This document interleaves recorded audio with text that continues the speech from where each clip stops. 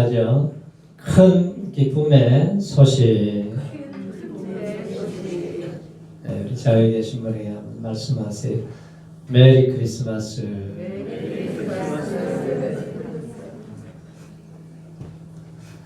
자, 우리가 성탄절을 맞이하고 있지만 지금 세계 도처에는 끊임없이 전쟁과 분쟁과 다툼으로 인해서 계속 신음소리를 내면서 사람들이 고통 중에 살아가고 탄식을 하고 있습니다. 아담이 범죄한 이후에 인류의 역사는 전쟁의 역사라 해도 과언이 아니죠. 그 타임지에서 전쟁을 하면은 이제 사람을 한 사람 죽이는데 비용이 얼마나 드느냐 계산을 해보았더니 BC 54년도에는 한 600원 들었다고 해요. 나폴레옹 시대에는 24만 원 정도 들었고 1차 세계대전 때는 한 사람 죽는데 1600만 원이 들었어요. 2차 대전 때는 1억 5천만 원이 들고 만약에 3차 대전이 일어나면은 한 사람 죽이는데 5억이 든다고 합니다. 자, 이렇게 많은 경비를 들여서 사람 죽일 궁리만 하는 것이 세상의 현실이에요. 자, 푸틴으로 잘못된 야욕에 의해서 지금 24만 명이 죽었어요. 그리고 3천만 명이 난민이 생겨서 얼마나 고통 속에 있습니까? 그래서 인류 역사상 전쟁이 없었던 시기는 얼마나 되느냐? 엘빈 토플러가 계산을 해봤더니 1945년부터 1990년까지 2340주 동안에 딱 3주만 전쟁이 없었다고 그래요. 그 전쟁 비용도 보면은 1차 대전 때는 392조 원이 들었습니다. 우리나라 한국 전쟁 때 들어간 비용은 400조 원이 들었어요. 베트남 전쟁은 866조 원이 들고 아프가니스탄 전쟁에서는 1292조. 2차 대전 때는 4813조 원이 들었습니다. 그러니까 이제 새롭게 만들어진 이 무기의 위력은 엄청납니다. 이게 아주. 그러니까 완전히 뭐 아파트고 뭐고 다 폐허로 만들어버리고 아주 삶의 터전을 다 망가뜨려 버려요. 그래서 우리가 이 나라 이민족을 위해서 기도해야 돼요. 기도해서 전쟁이 없는 나라가 되게 하여 주옵소서. 우리가 기도를 지켜야 됩니다.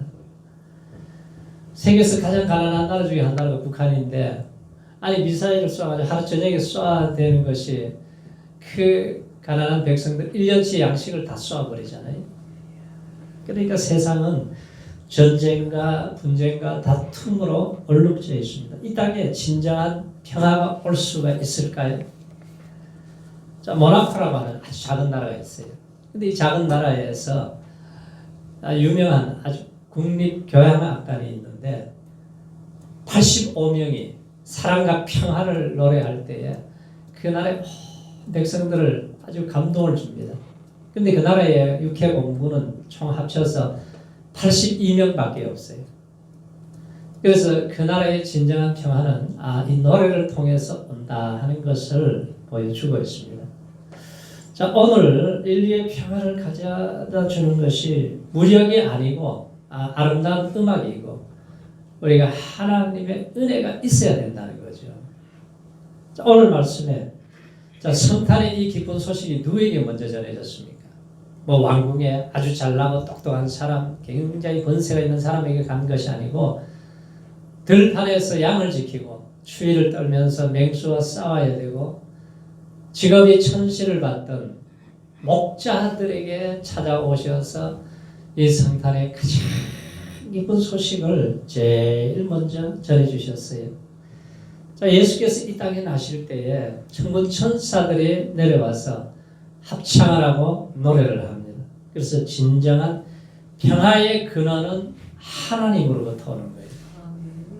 이 세상에서 평화를 주지를 않습니다. 가정의 평화도, 직장의 평화도, 나라의 평화도, 지구촌의 진정한 평화는 하나님만이 주실 수가 있다는 거예요. 평화의 소식, 가장 기쁜 소식을 전해준 천사의 합창소리, 오늘 이 본문에서 보여주고 있죠.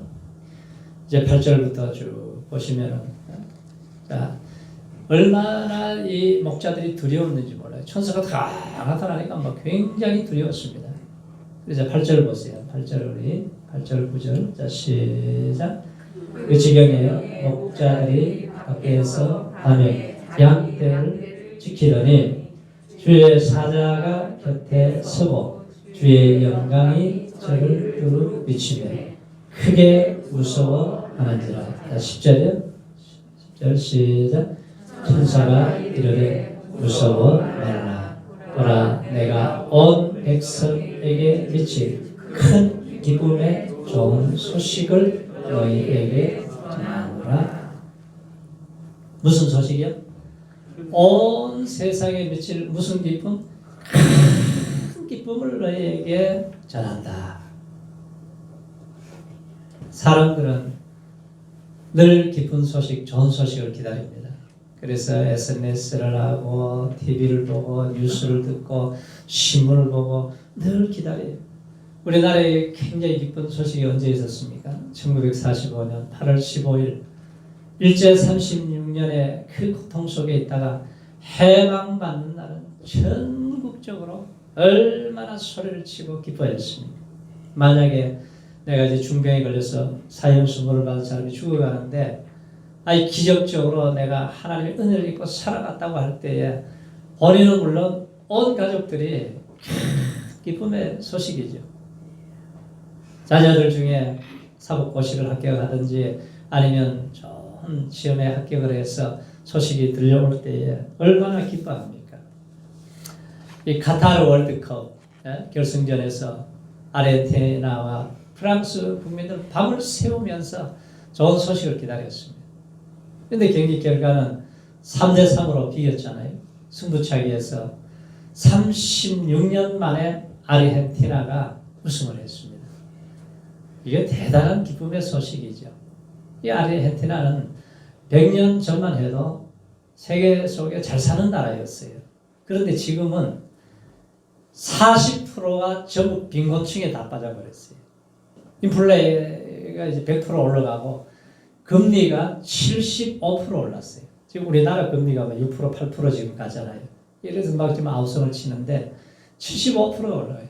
대통령을 2번이나 하고 지금 부통령으로 있는 페르난데스가 뭔가 잘못돼가지고 6년 감옥형을 지금 기다리고 있고, 그러니까 온 나라가 완전히 다 희대죠. 자고 나면은 좀 고통거리밖에 없는데 이 메시를 통해 가지고 우승했을 때에 기자가 뭐라 그러냐면 몰핀 주사를 한 대씩 맞은 것 같다는 거예요. 온 동네가 그냥 소리를 치고 박수를 치고 기뻐하니까 마약을 한 대씩 맞은 것 같다는 거예요.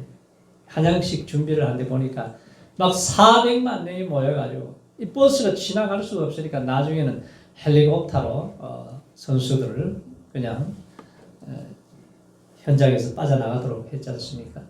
그래서 그 백성들이 그래요.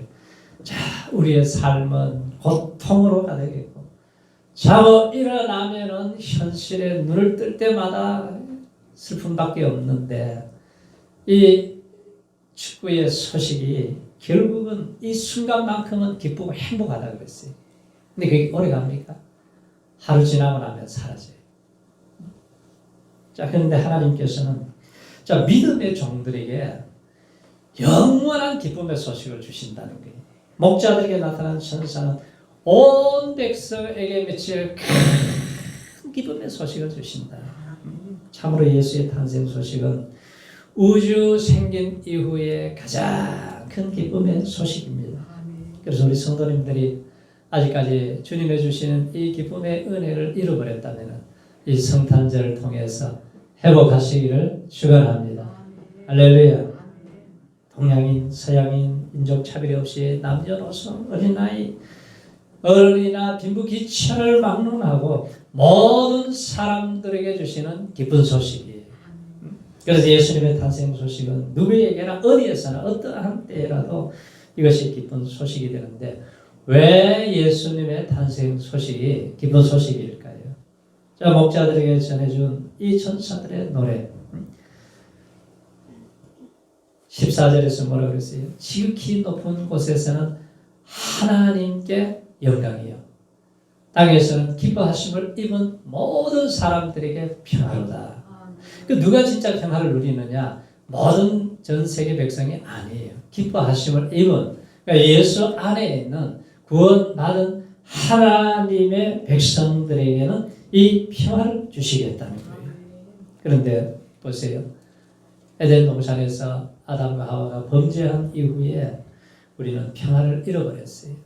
죄가 들어오면서 우리의 마음속엔 염려, 근심, 가시연금기가 나고 두려움과 절망 속에 빠지고 좌절하고 길을 잃어버리고 방황하면서 살아갈 수밖에 없는 하나님과의 단절돼 버린 이 죄악의 씨앗이 온갖 재난과 고난과 전쟁과 고통과 질병과 사망으로 슬픔으로 가득 차 있습니다.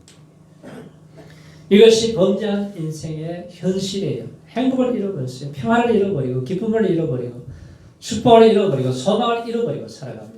그래서 이것을 어떻게 좀 사람이 해결해 보려고 좋은 정치를 하면 될까 하고 해봐도 안 돼요. 과학을 발달시키고 물질 문명을 발달시킨다고 됩니까? 안 됩니다. 도덕적으로 뭘 해결하려고 해도 안 되는 거예요. 예술을 발달시켜서 됩니까? 안 돼요.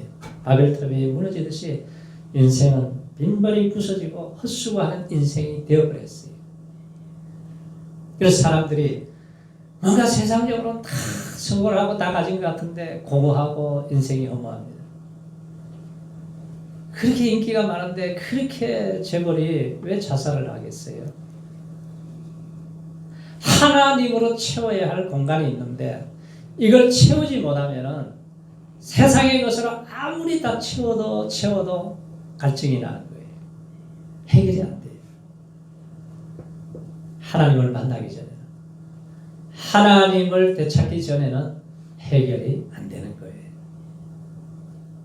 그래서 우리 하나님의 주시는 행복과 축복과 평화와 만족과 이 기쁨과 소망이 우리 성도님들 마음속에 회복되시기 바랍니다. 충만하시기 바랍니다. 넘쳐나시기 바랍니다. 그래서 예수님의 탄생이야말로 가장 큰 기쁨의 소식이라는 거예요. 자, 예수님이 주시는 평화의 내용이 뭐예요? 평화와 자유는 밀접한 관계가 있습니다. 자유가 있는 곳에 평화가 있고 자유가 없는 곳에는 평화가 없어요.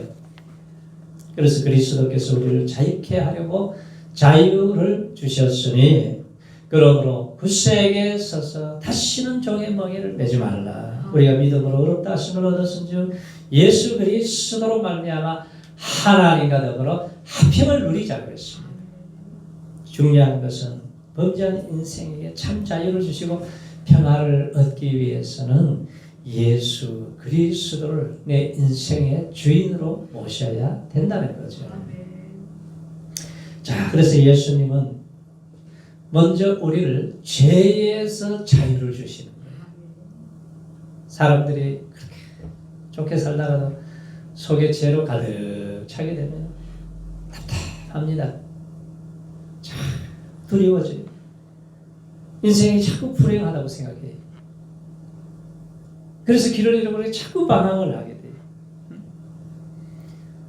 뭐 세상이 자꾸 전쟁통에 여러 가지 고통 속에 살아가면서 이걸 해결할 길이 어디 있어요? 그러니까 이 죄 문제가 해결이 안 되면은 정말 인생은 주님 앞에 서는 날 망하는 날이 되는 거예요. 이스라엘 백성들 출애굽 하기 전에 바로 왕이 얼마나 강팍합니까? 9가지 재앙으로 때려도 꼼짝을 안 해요. 나라가 망했는데도 이스라엘 백성들 광야에 가서 예배드리게 해달라고 그러는데 안 도와주잖아요. 그러니까 마지막에 유월절 제사를 드리잖아요. 어린 양을 잡아서 이스라엘 백성들에게 문설주에다 피를 바랍니다. 피가 있는 집안은 죽음의 천사가 지나가요. 그런데 애굽의 장자들을 다 쳐서 죽입니다. 바로왕의 장자도 죽고 장간집의 장자도 죽고 감옥에 있는 장자도 죽고 다 죽었어요. 그러니까 필요가 없는 사람, 제 문제가 해결이 안 되는 사람, 이 사람은 우리 가족 중에서도 무서운 심판이 온다는 거예요. 애굽의 장자가 다 죽는 심판이 왔잖아요. 그러니까 온 인류에 예수의 피가 없는 사람, 예수 안에서 제 문제가 해결 안 된 사람은 마지막 날에는 정말 고통의 날이에요. 그래서 우리가 이 큰 기쁨의 소식을 전해야 되는 거죠. 오늘 시대는 불안과 공포의 시대입니다. 자, 많은 사람들이 전염병으로 코로나로 인해서 우리가 3년 동안 시달렸어요. 중국에서는 또 새로운 변이가 나오니까 사람이 그냥 그 바이러스 들어가니까 그냥 얼굴이 시커매져 버려요. 타버립니다. 이런 두려움이 있어요. 전쟁의 소문으로 미래에 대한 불확실을 써. 변화무쌍한 국제정세, 경제가 곤두박질을 치니까 이게 얼마나 불안합니까? 그렇게 집값이 올라가더니, 왜냐면 막 추풍 낙엽처럼 막 뚝뚝뚝 떨어지니까 이거 빚을 내가지고 사는 사람들이 얼마나 고통을 당해요. 자, 이렇게 불안한 공포 속에 우리가 살아가야 되는 이러한 시대에 우리의 마음을 어떻게 해야 되겠습니까? 우리가 하나님의 은혜를 잊고 살아야 돼요. 칼 메닝거는 정신과 의사 중에 강의 중에 만약 여러분이 우울증이 심해지면은 정신이 돌아볼 것 같은 그런 느낌이 들 때 어떻게 해야 됩니까? 그 질문을 받고 당신 정신과 의사 찾아가시오. 그럴 줄 알았더니 그게 아니고 집을 나가십시오. 그리고 당신이 가장 절실히 필요한 사람들을 찾아가서 도와주고 당신을 희생하고 헌신해 보세요. 그러면은 당신도 살게 될 것이고 상대방도 살리게 될 것입니다. 왜냐하면 선한 행동을 통해서 우리 속에서 빛이 나오기 때문에 그 빛은 당신도 살고 다른 사람도 살리게 될 것입니다. 그렇습니다. 이것이 세상 사람들에게는 행할 힘이 없어요. 그러나 우리가 예수 안에 있는 사람들은 행할 수 있는 힘을 하나님이 공급해 주신다는 것입니다. 우리가 하나님 편에 서서 하나님의 보호를 받으면서 하나님의 돌보심을 우리가 받고 살아야 돼요. 그리고 우리가 또 하나는 죽음에서 자유를 주셨다는 거예요. 세상에 아무리 부귀영화를 누려도 그 사람이 사형선고가 딱 떨어지면은 권세, 돈, 명예, 이 힘이 있습니까? 아무 힘이 없어요. 그렇게 소중하게 여겼던 것이 하루아침에 별 의미가 없어요. 내일 죽어버린다면은 아무 의미가 없잖아요. 그러나 죽음의 문제를 해결할 수 있는 것은 어디예요? 가장 기쁜 소식, 이 복음의 소식. 왜 예수님이 이 땅에 오셨어요? 자, 어둠으로 가득 찬 이 세상에 왜 오셨어요? 왜 예수님이 죽으셨습니까? 우리의 죄 문제를 해결하시기 위해서, 죄에서 자유를 주기 위해서, 죄에서 해방시키기 위해서 이 땅에 예수님이 오셨다는 거예요.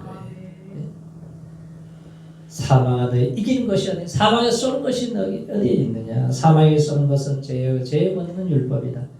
예수 그리스도로 말미암아 우리가 넉넉히 이기게 되었느니라. 예수로 말미암아 이기게 되었다는 거예요. 그래서 우리 성도님들은 이 구원에 대한 확신을 가지고 살아가시기 바랍니다. 주님이 오늘 저녁에 오시면은 천국 갈 확신이 있으세요? 이게 중요한 거예요. 오늘 저녁에 오시되 언제 오셔도 주님 맞이할 준비 잘하는 지혜로운 종들이 되시기 바랍니다. 이제 주님이 말씀하신 대로 이 마지막 때의 모습이 지금 그대로 재현되고 있잖아요. 그래서 이럴 때일수록 우리가 정신을 차리고 근신하여 깨어서 기도하고 지혜로운 다섯 처녀처럼 우리가 기름 준비를 잘 해야 돼요. 추방에서 자유를 주십니다. 에덴 동산에서 하나님을 잃어버리고 다 방랑자가 되어버렸어요. 우크라이나의 전쟁으로 인해 3,000만 명이 유리방황하면서 전쟁이 언제 끝나나 고향으로 돌아갈 날을 기다리고 있지만 얼마나 힘들어요.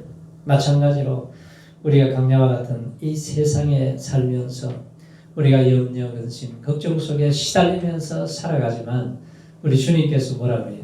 내가 처소를 예비하러 간다. 처소를 예비하면 내가 다시 와서 너희를 나 있는 곳으로 인도해 갈 것이다. 길이요 진리요 생명 되신 예수를 통해서 우리의 갈 길이 열렸다는 거예요. 그래서 우리를 이제는 슬픈 자 된 인생의 죄에서 우리에게 자유를 주시고 죽음에서 자유를 주시고 염려 근심에서 자유를 주시고 우리가 추방에서 자유를 얻게 해주신 온 백성에게 비칠 큰 기쁨의 소식을 우리에게 주신 거예요. 그래서 내 인생의 지금 주인이 누구인지 오늘 점검을 해보세요. 내 인생의 주인이 아직 내 자신이면 주님으로 바꿔야 됩니다. 우리가 주님을 목자로 삼을 때에 부정함이 없게 하시는 거예요. 푸른 초장으로 쉴만한 물가로 인도해 주시는 주님. 나는 선한 목자라. 내가 내 양을 알고 양도 나를 아는 것이 아버지께서 나를 아시고 내가 아버지를 아는 것 같으니 나는 양을 위하여 목숨을 버리노라. 양들에게 필요한 것이 뭐예요? 목자가 필요하죠. 목자가 우리의 모든 삶을 인도해 주시는 우리 주님이 나의 목자가 되셔야 된다는 거예요. 사단은 끊임없이 밤낮으로 우리를 자꾸 구렁텅이에 빠뜨리고 넘어지게 만들고 고통을 주고 도적질하고 죽이고 멸망시키는 길로 우리를 인도합니다. 그래서 오늘 많은 사람들이 영적인 분별력이 없어가지고 자기 자신이 고통을 만들어내요. 가정에서 계속 고통을 만들어내요. 사람과의 관계 속에서 고통을 만들어내요. 자꾸 파괴시키려고 해요. 그래서 우리가 속고 살면 안 되고 하나님의 은혜를 잊고 분별하며 사시기 바랍니다. 어둠의 세력, 마귀의 세력이 머리를 짓밟고 이길 수 있는 길은 뭐예요? 우리가 하나님의 은혜를 잊고 성령의 사람이 되어야 됩니다. 성령 충만하시기 바랍니다. 그래야 이 세상을 이기고 마귀를 이기고 나를 이길 수가 있는 거예요. 그래서 우리 인생에 주님의 목자로 삼고 살 때에 목자가 양을 위해서 죽을 수 있는 것은 돈을 받기 때문이 아니라 목숨보다도 양을 더 사랑하기 때문이죠. 그래서 예수님이 나라와 여러분들을 위해서 십자가에서 죽기까지 사랑하셔서 나를 구원해 주신 이 은혜를 우리가 잊어버리면 안 됩니다. 그리고 마지막으로 예수님은 임마누엘로 오셨다는 거예요. 나와 함께 하신다.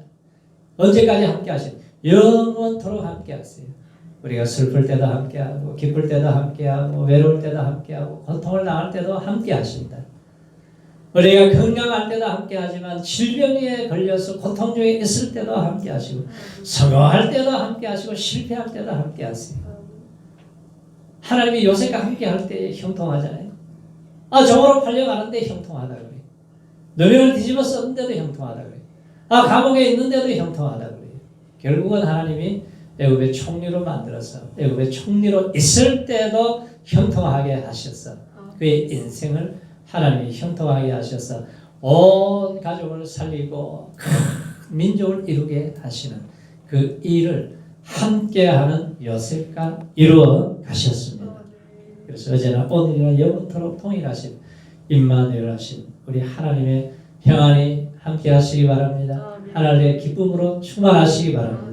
하늘의 소망이 넘쳐나는 우리 모든 성도님들 되시기를 축원합니다.